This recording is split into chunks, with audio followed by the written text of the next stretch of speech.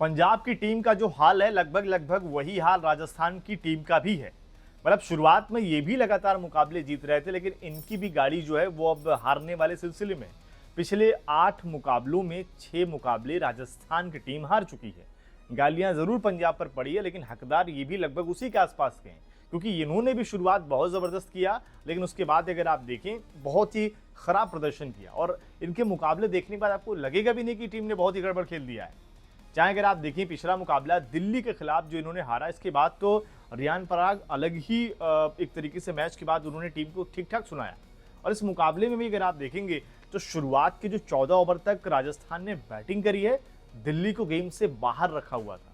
मतलब ऐसा लग रहा था कि टीम 220-230 जा सकती है जब वहां रियान पराग और जुरैल बैटिंग कर रहे थे। लेकिन उसके बाद क्या हुआ कि गेंदबाजी करने आते हैं स्टार्क, एक ही ओवर में उन्होंने 3 विकेट निकाल दिए और जो टीम लग रहा था 220 जाएगी, 230 जा सकती है, वो 200 भी नहीं पहुंच पाई, 200 के बहुत करीब जाकर रुक गई।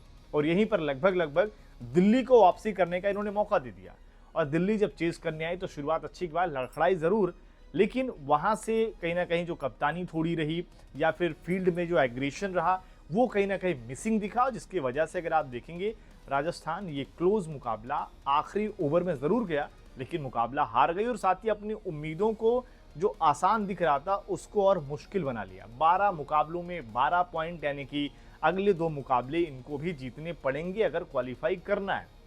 मतलब जब आप उस सिचुएशन में शुरुआत में थे कि आप इस माथापच्ची में आते ही नहीं, इन्होंने भी पंजाब की तरह अपने रास्ते को खुद ही मुश्किल बना लिया। लेकिन मुकाबले के बाद रियान पराग ने कहा, वो आपको बताते हैं। रियान पराग ने कहा कि देखिए हम काफ़ी अच्छे मोमेंटम में थे और 14 ओवर के बाद जब मैं आउट हुआ तो उसके बाद बल्लेबाज कुछ खास नहीं कर सके। हमें 210 रन तक पहुंचना चाहिए था, हमारी गेंदबाजी भी उम्मीद के मुताबिक नहीं रही। टीवी पर डोनेवन की गेंदबाजी को कराना शायद एक बड़ा जुआ लग रहा होगा। अगर आपको ट्रॉफी जीतनी है तो हर मैच में फाइट दिखानी होगी, और अगर हम ऐसे ही खेलेंगे तो शायद हम टॉप 4 के लायक नहीं हैं। ब्रेक के बाद स्किल, एनर्जी और एग्जीक्यूशन के मामले में हम कहीं भी नज़र नहीं आए। अगर हम प्लेऑफ के लिए क्वालिफाई नहीं कर सके तो यह सिर्फ हमारी गलती होगी। जाहिर सी बात है, मुकाबला आप खेल रहे हैं तो गलती आप ही की होगी, आपकी टीम की गलती होगी। लेकिन अगर आप देखें जो इन्होंने बातें कही कि डोनेवन की टीवी के बाहर से कहने की गलती ज़रूर लगेगा, जुआ ज़रूर लगेगा, और ये लगा भी, क्योंकि उस समय उनके ओवर में 16 रन आ गए। आखिरी के 3 ओवर 18 गेंदों पर ऐसा लग रहा था मैच फंस सकता है। वहां पर अगर आप अपने मेन गेंदबाज के लिए जाते जो विकेट निकाल सकता था, रन कम देता, शायद सिचुएशन अलग होती। लेकिन डोनेवन फरेरा को गेंदबाजी कराई गई और वहां पर रन कितने आ गए? 16 रन आ गए, जिसमें अक्षर पटेल और डेविड मिलर बैटिंग कर रहे थे। ठीक है, वहां पर विकेट उसके बाद अगर आप देखेंगे वहां गिरा जरूर, लेकिन सिचुएशन ऐसी हो गई थी कि उस ओवर में तो और ज्यादा रन पड़ सकते थे। लेकिन रियान पराग की सोच ये थी कि 2 लेफ्टी बैटिंग कर रहे हैं, वहां पर ऑफ स्पिनर को लगा दिया जाए।